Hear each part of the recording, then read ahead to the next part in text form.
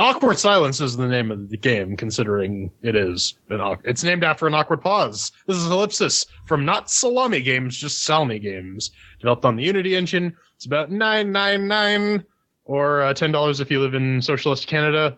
And what is it? Ellipsis is an action-packed avoid 'em up with minimalistic yet powerful neon-styled visuals. Guide your ship through a mysterious universe while deftly avoiding hordes of roaming enemies, spikes, lasers, and other basic shapes. If you have not tuned into a CHAIRQUISITION before, you should probably leave now. But if you're sticking around, cue it up. 1 chair means that it's garbage. 2 chairs means that it's meh. 3 chairs means that it's pretty good. 4 chairs means that it's awesome. We also got our categories of Doom, Mix with the Working, Shiny Sounds, Controls, and Fun. So let us kick this off then. ... Did Ellipsis make with the working? It wasn't necessarily all that bad over here on the Ubuntu 1604 box of business with 8150, powered by 980, displayed at Ultra HD, and I did try this at UHD, and it made with the working. It's kind of locked at the 60s, but it's not necessarily a bad thing. We were in the betas for this, so all right, that was a bit on the downside, but it couldn't sync with the Steam Cloud, so I had to nope it and reinstall it, and then it worked. It does have a fancy Unity scream of nope, but you can navigate it with a controller in big picture mode. So, out of everything, I'm definitely going to give it 3 chairs. Yeah, hi, Ellipsis screen of nope. The fact that you can't control these settings in game is really, really dumb. And also, don't try to play it in windowed mode, because the second your mouse leaves the screen, things just don't work. But if you play it at full screen, even in UHD, it runs perfectly fine, especially on Fedora 24 64-bit with the GTX 980 and the i7 6700K, which this game brings to a crawl with how much visual shit is going on. That's 3 chairs. Yeah, no, it's actually locked at 60 because over here with the FX 8370E overclocked at 4.2 gigahertz and the GTX 1080 running Ubuntu Mate 64-bit, even if you leave VSync disabled in that fancy Unity screen of nope that they have, it's still locked at 60, and I'm pretty sure that's causing some issues, but I'll get to those when we get to those. So for me, it gets 3 chairs. All right, well, that is 3 chairs for Mix with Working. Let's kick on over to Shiny and Sounds. Then, did it... it definitely shined, but did it sound? Here's what I was kind of thinking. We were definitely going to get into this later. One thing I noticed was you need to label your menu options Brad, because it's a picture of a door, a picture of a cog, and I'm like, this is like a mobile game. We'll get into that a bit later.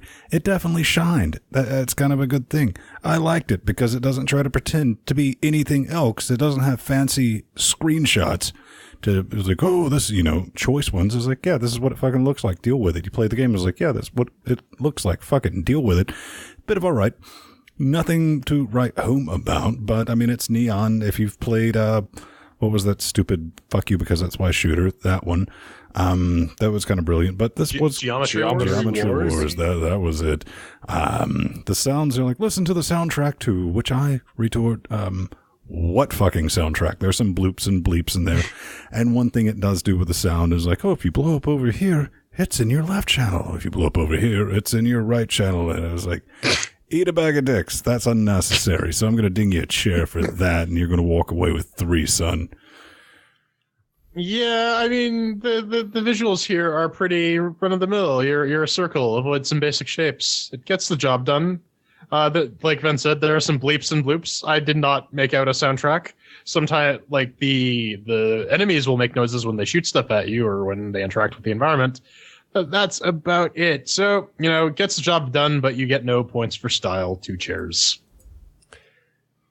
Yeah, the whole neon aesthetic, that's the video game shorthand for we didn't really have an art style in mind when we thought about this game, and they're not the guys at Salmi Games were not the first ones to think of that, because if you look at the Steam store nowadays, there's neon graphics everywhere, and the sounds don't really get any extra points because, like Ven and Jordan already mentioned, they just bleep and they bloop.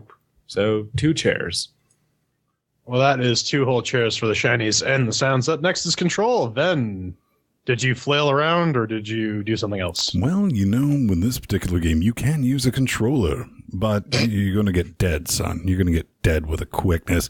And unlike these two yahoos, I put my it just works. It was just spot on. I didn't, it's like, all right, I don't see what the problem is, but they're going to bitch about something, I guarantee. Then again, I do keep the sensitivity on my gerbil set to like 12.5. You know, that's a setting after 11. It comes with Doritos, trust me. But at the end of the day, when you're using your gerbil with this particular game, swinging around, dodging the triangles and all that fun stuff, it feels a bit like cheating. Because it is. But don't worry, I'll explain why in the fun section. But for controls, I like it, 3 out of the box. Yeah, I had this discussion with Ven before we got started recording. I thought, because it's a shoot 'em up, avoid 'em up, you might want to use a controller because that's typically how these games are played. Thinking maybe like a twin hat shooter or anything like that. It makes sense. It may not be the correct assumption, but it makes sense. Yeah, you die a lot with the controller. Though if you use a mouse, all of a sudden things become a lot easier. But Pedro will go into that not earlier, because he has time to get a time traveler. machine. Yes, He's going to get a back time in machine. time. But it's going to arrive 3 weeks ago, so you're going to have to wait for that. But yeah, there is a noticeable delay with the mouse. I had to knock my sensitivity down because I get some twitchy wrists sometimes, and that's an easy way to get yourself dead in this game. So yeah, I'm gonna give it 2 chairs. It honestly feels better as if this were a mobile game, right? Where you could stick your finger on the screen and drag it around. It seems like that's what this is suited for. Yeah, it definitely does. It's definitely one of those games where the medium counts a lot. But I'll get into it. As far as the controls go, there's mouse smoothing going on. Unlike Ven, I like to have my mouse really, really stupid slow. It's something I got from when I used to play Counter-Strike Source a lot back in the day. Is get your mouse as slow as possible so you can be as precise as any human can ever be, assuming you're swinging your gerbil around. And there's mouse smoothing in this game, and I don't really mean like the whole gravity field thingies that some of the levels have, where if you're on a clear part of the map, the mouse will just behave quote unquote normally, but if you go into the gravity field, it will become like it was on butter. It will slide around, it will be slower, and it's really, really weird, but that's not what I'm complaining about. That's actually a game mechanic, and I'm okay with that. It's everywhere else where the mouse is either being smoothed or it's the fact that the frame rate cap, which is always capped at 60, is causing some sort of input delay, and that throws me off far more than it should. So for me, it gets 2 chairs for controls. Yeah, so that's 2 chairs for controls, and let's put a bow on this ... I made that joke already. Fun, Ben, did you have fun? This beautiful party game has a rare, unnatural ability to slow down time. Much like when you get up in the morning and you put your kettle on for the tea, and that 3 minutes before it boils, you can do laundry, replace the brakes on both of your cars. Then you come back. I mean, that's what it feels like, because I haven't quite put 60 minutes into it. But it feels like I've been playing this game forever. I genuinely have. You'll play, like, whew, man, that was, 30 minutes. You look at it, it's like, I've been playing at 6. Probably not a good sign. Probably not. But that said, this type of game, and it's an avoid 'em up, and that's what it is. I can be spooky good at these types of games if I achieve what some people call a flow state, or as I like to call it here in Vinland, hammered. That usually gets me in that perfect little zone.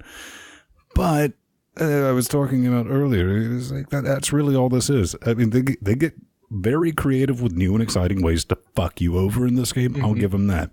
The level design is logically laid out. I mean, it's not just scatterdash stuff. I mean, it's like, oh, you motherfuckers. I said that more than once.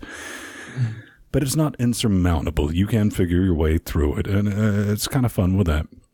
But I got to say that they got some ball organs on them for charging double for the desktop version of this game.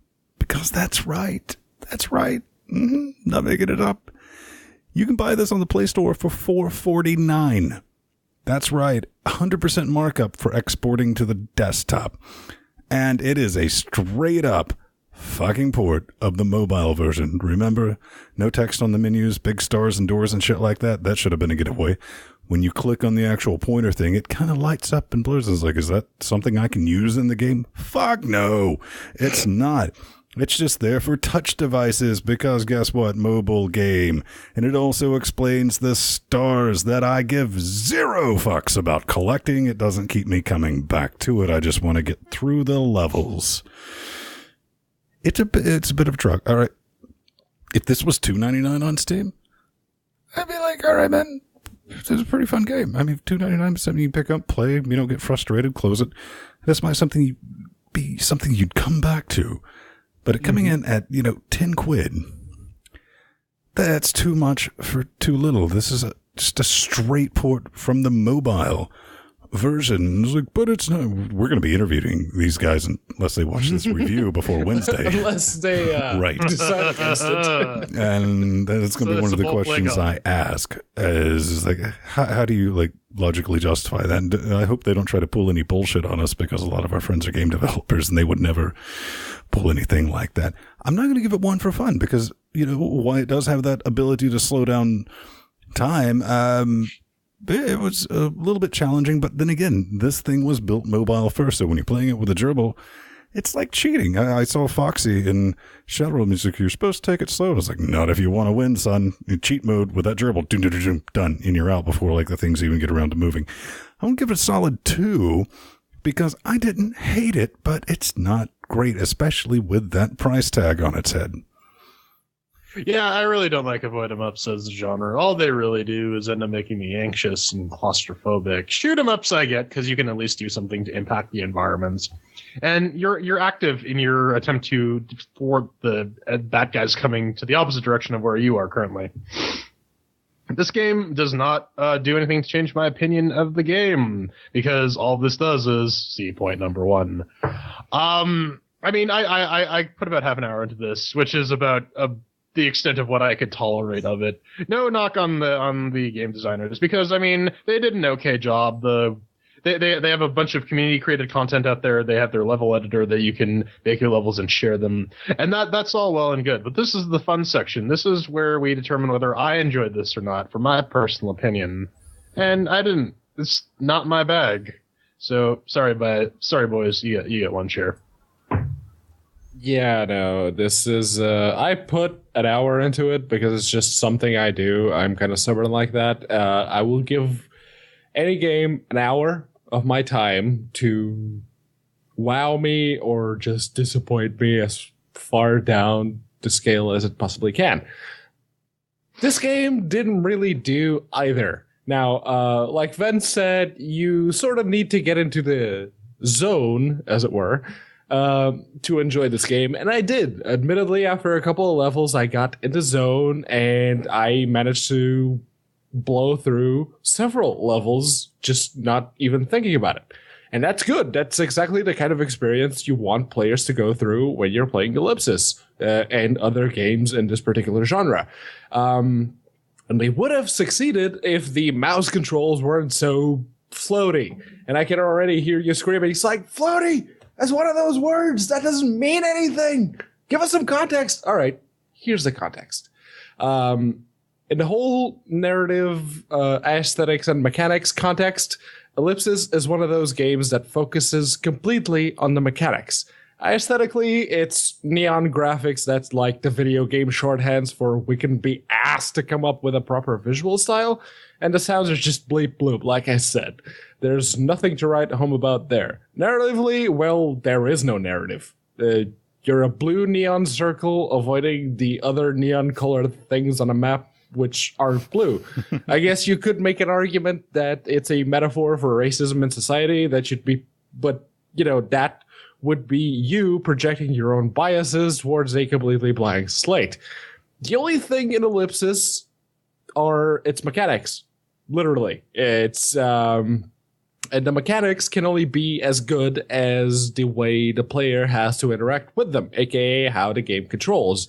And even though there is a sensitivity slider in game, there is no way to disable that completely fucking stupid mouse smoothing. And that makes the controls feel floaty in this game.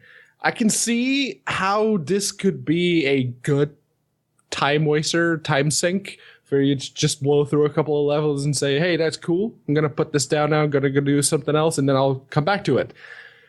But with this annoying, stupid fucking annoying mouse smoothing, I don't want to play it anymore. 2 chairs, sorry. Well, it still gets 1 chair for fun. We tally all that up, and it walks away with 2 whole chairs. So, final thoughts. Well, the chairs speak the truth of the flying spaghetti monster. Yes, is definitely not Sheriff 1, especially at that price tag, Brad. It have no illusions. I mean, this is a direct mobile port, and that's about where if you set your expectations on that and you're okay with paying 100% markup for a Unity game that was just farted out with the export button, have at. Yeah, no, if you're not as picky about controls as I am and don't mind the lack of precision that stupid mouse smoothing confers, you will probably enjoy Ellipsis. Just don't really expect a narratively compelling experience or a particularly eye/ear melting experience either. If you don't like avoid 'em ups as a genre, this game is really not going to change your mind. Fortunately, I found a cheat code that makes this game a lot easier to deal with, and it goes as follows: Alt F4.